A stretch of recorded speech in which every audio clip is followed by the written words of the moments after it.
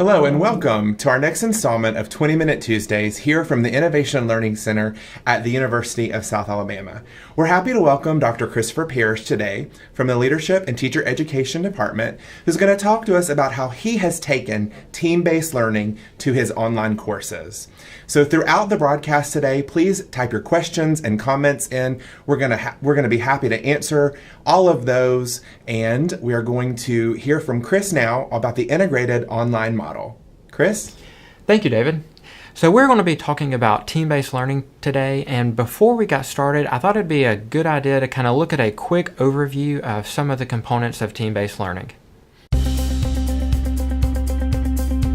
Team-based learning is characterized by four specific components. The first component is the division of the class into diverse, balanced, permanent teams. Another component is readiness assurance, which consists of both individual and team assessments of the subject matter. The individual assessment, or IRAT, is taken by the individual after they complete their individual assignments outside of class. After the individual assessment, students take the same assessment as a team. During this TRAT, the team works together to discuss and decide the answers to this assessment. Teams receive immediate feedback on the accuracy of their responses using scratch-off cards. A third component of TBL is the inclusion of application activities, where teams work together to solve the same significant problems. Each team selects a specific answer, and all teams report their answers at the same time. This allows for further discussion across the teams. The fourth component is peer evaluation, where students evaluate each other's contributions to the team. Translating traditional classroom content into a team-based format can be challenging, but the payoff is promising.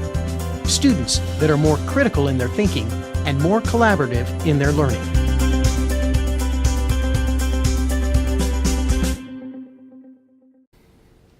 So as you can see, team-based learning has some very distinct components, and these are often implemented in a face-to-face classroom.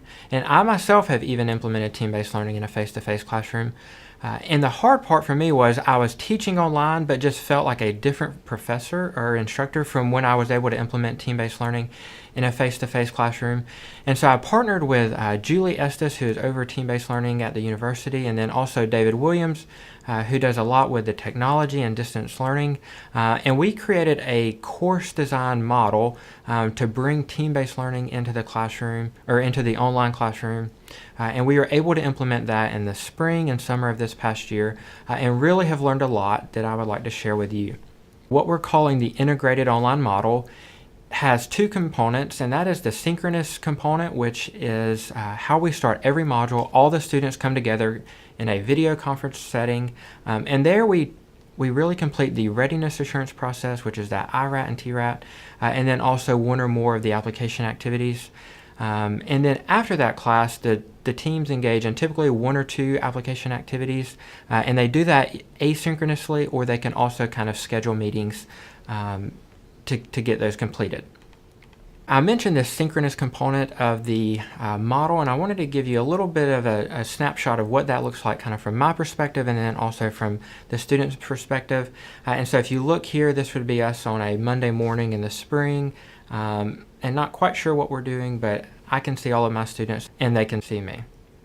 One of the things that's really neat in those synchronous sessions is this idea of a breakout room, and that's if I have 18 students in my synchronous session, I can divide them up into, let's say, 4 different rooms, and then when I press go, they are then with their team in a separate room, just as if you were in your classroom, how you have teams divided into groups, and that provides an opportunity kind of for some private team conversation. This is a team in their breakout room, and so if you look on the far right of that monitor, you see that there's only 4 students in that breakout room. If you look on the middle monitor, that's actually the screen that the team leader is sharing, and then on the left is kind of what I see from my instructor perspective. And so the synchronous session will begin, and then students will take the IRAT individually. That takes about 15 minutes, and I do like to keep that timed in this setting, and then they will will come back together. I'll send them to their breakout rooms, and they'll take the TRAT. So we engage with application activities in the synchronous session, and that's really no different than it would be in a face-to-face course. There's a few different technology components we often use, such as Google Slides, or even into Dashboard to host those application activities. But where students really may need some support and an explicit instruction is what is expected of me for the next 2 weeks. And so there's some things that we did to really provide some consistency to every module, since there are so many moving pieces. And one of those is a Saturday, Wednesday, Saturday deadline. And that's specific because we had class on a Monday. That never changes, and so it really provides some consistency for the course. I typically implement 2 application activities for the asynchronous portion of the model, and I encourage those application activities to be related to different topics, and then that way students are able to kind of differentiate, oh wait, was this for this application activity or this? Things kind of remain separate and just is less confusing for everybody. So I thought it'd be really neat for you to get to see how an application activity is completed by teams outside of those synchronous class sessions. And so again, the first deadline is always Saturday. And so for this module, the first application activity said, as a team, create the evaluate portion of your team's lesson plan. And so this was conducted in Google Slides. The team collaborated either through forums, or they may have even scheduled a meeting. All right, for the second part of this application activity, I ask all teams to engage in a gallery walk, and that's where they go and look at what did the other teams create very similar to their own product. And here I always ask for some very specific things from the team. So what is something that each team did well? Where is an area of improvement for each team? And then kind of for the specific choice of this application activity, one thing I may ask is which team has the most room for improvement, and then which team maybe created a product that would most likely to inform teaching and learning. And so if you look at this image, it's the same evaluate that this team created for Saturday, but now all the other teams have come in, they've provided feedback, and so it is really a good opportunity for the teams to interact with each other even outside of that class session. So after that takes place, I then go in and look at all the team's comments, and then I create a form, and this is to kind of replicate inter-team discussion. So we've created this product, all the teams have viewed each other's products and received feedback. So let's talk about some of that feedback and talk about some of those decisions. And so I'll create a forum post, and one example I may have is respond to one of the wishes or areas of improvement that another team identified. And this is just to really ensure that teams go back and look at that feedback and really think critically about the first 2 portions of that application activity. The last component of team-based learning is peer evaluation, and so this is an opportunity for teammates to really evaluate each other. I find it almost even more important in an online environment because so much is done outside of these synchronous sessions that for teams to work well together, they really have to be reliable to each other and kind of committed to meeting at maybe non-scheduled times. So let's look at a graphic that really summarizes each aspect of the integrated online model.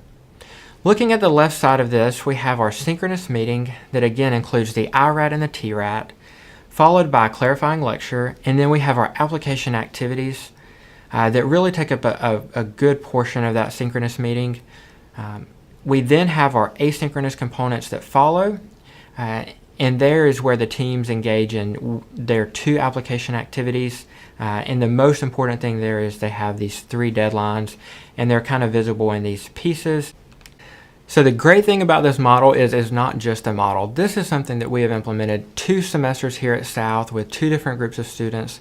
We've really learned a lot and gotten some great student feedback. For example, students feel like they're really connected to their peers in this course and then also to me as the instructor. And those are 2 things that I really wanted to make sure happened in designing and working to create this model. Are you interested in learning more about how to use team-based learning in an online environment? Mark your calendars for the following 2 workshops. Taking TBL Online will be offered December the 6th from 2 to 4 p.m. at the Innovation and Learning Center classroom. The online TBL Lab will be offered on January the 4th from 10 a.m. to noon. Both workshops will be facilitated by Dr. Chris Parrish, who is leader of the faculty learning community for online TBL, Dr. Julie Estes, the Director of Quality Enhancement Plan, and Dr. David Williams from the Innovation and Learning Center. Take advantage of these active workshop sessions to build your course learning activities according to our online model of TBL.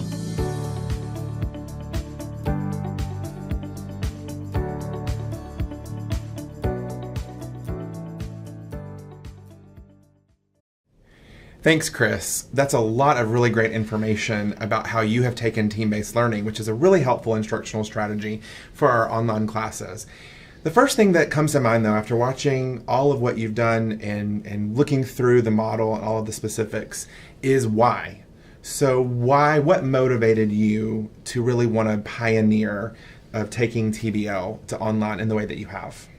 So I taught the same course in an online format previous semesters, but really I taught these same students again face-to-face following that online course. And so really I felt like a different professor when I taught them in face-to-face than when I did teach them online. And so I really wanted to change. I knew I was going to have to continue teaching this course online. So I really wanted to change to where I was a little more true to myself and how I teach in my classroom. And so that kind of began the conversation and the design process around this model.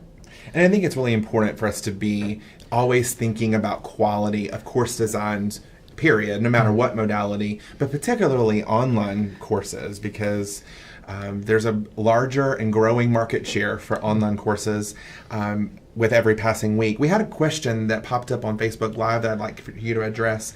Someone asked, how can you require online students to attend at a certain time and day of the week, as you described with the synchronous meeting? So walk our audience through that process of how you figured that out. Yeah, so that really kind of took a lot of, not convincing, but a lot of emailing to my students before the semester started, a lot of kind of a Moodle poll trying to figure out, is there a common time that 21 students and myself can meet? And in the spring, what really happened is I kind of had to split my class into two and meet with some on Monday and some on Tuesday to really kind of provide that common experience for both.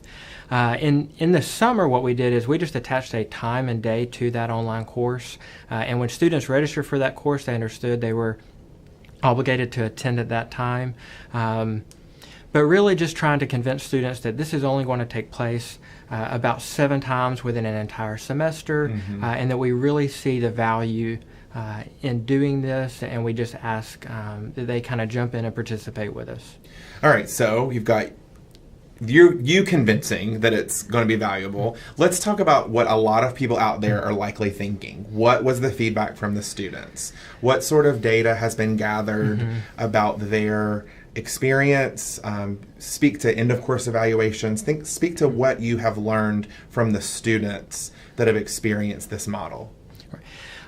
Because this was completely new, I definitely wanted to do small group instructional feedback kind of at the halfway point to see like, okay, is this working? Is there anything that we need to change pretty quickly? And a lot of the feedback was they felt like they were learning more than maybe other online courses, because one, they're getting to interact with their peers and then also their instructor, and kind of this feedback of like, wow, I really know who my professor is and I know who my peers are. And so that was promising feedback that we really hoped we would get, and it was good to hear. And then also course evaluations, another kind of a motivating factor for this was course evaluations weren't as maybe high as they could have been in previous semesters of teaching this online. In both spring and summer semesters, those course evaluations were increased, and a lot of really good comments. And what you've shared with me just as we've been working on this model, is that the quality and the richness of the feedback. I mean, even you were telling me that some students have even said that they wished all of their online classes had some sort of meeting like you've done in the way that you have bringing them together in an online synchronous meeting and then breaking out. I mean, I think that's really the power of that, right? I mean, they've gotten so used to your mode here that they now want to see it replicated. So let's go backwards a little bit and talk about the very beginning of the semester, because an orientation module is common for team-based learning. But walk our audience through what we designed for an orientation module for this specific model of online TBL. Right. So we knew that we were asking students to do something that they had not done before, and so we were extremely selective in the technology that we used. We did not want the technology piece at all to be a hindrance or a barrier, but really the new learning mode and style, I guess, to be what was learned. And so we actually used Zoom instead of WebEx for that platform, and so very few students had problems logging on. We created a lot of FAQ documents for students to kind of look through and some instructional guides. And then we really spent just one class period practicing going in and out of breakout rooms. And really we just did that through the process of orienting them to team-based learning as you would in any normal face-to-face class, and that provided opportunity to go to the breakout rooms and come back and just some different things like that. So one of the things that, back to the student feedback, one of the things that I think is also powerful, that I think, as you've shared with me, looking through the quality of the student data, is that the technology faded into the background. So logging onto Zoom web conferencing, using in a dashboard, using all of the other tech tools, really just became a part of the environment that was not a hindrance. Like you said, I think that's really important for our audience to think, or to really see here, is that the tech choices were purposeful, and the frequently asked questions and the instruction that you gave, so that they were, by module 2, it was just common. So we have another question here. How large a class can you handle in this model? What are your thoughts on that? So I did 15 in one class and 6 in another class in the spring, and then in the summer I had 9. I think this easily could have been pushed up. I think so too. To 30 or 40 students. What was really nice with the breakout rooms, they spend so much time in breakout rooms that the whole class number is not as big of a deal, because that's really where a lot of that learning takes place. And so sure, we would have more breakout rooms, but I still would just kind of bounce between those rooms and check in with different teams. But can we bring the model back up on the screen? Because I think that that's a good point. I think that I agree with you that the number of students could be increased to 30, 40, 50, because as you said, it's really the breakout rooms. So as the graphic that's on the screen right now, I think what would be impacted more with larger class size would be the obviously inter-team. So then you could just break up groups of teams that interact with one another. Right. So yes, it's a little bit more work on instructor, but it would be with larger classes regardless of the modality. But I think that's a good question and a good point, that this model is not limited, at least from our experience, albeit you've done relatively small classes. Right. But from how we've designed it here, I think that it could scale up. So that's a really good point there. Another thing that I want you to talk about in just a little bit of time that we have left is the module assignment sheet, and how important that was to direct students through the model and the components of the model, but also the learning that you really wanted to focus on. All right. So the module assignment sheet is associated with every single module. A student receives this assignment sheet, and it tells them about every application activity for kind of the 2 weeks that follow that synchronous session. And I stumbled across this just preparing for the first module last spring, and that was to have a Saturday, Wednesday, Saturday deadline, and then kind of decided with class on Monday those would not change. And really the pieces along that would not change as well. And so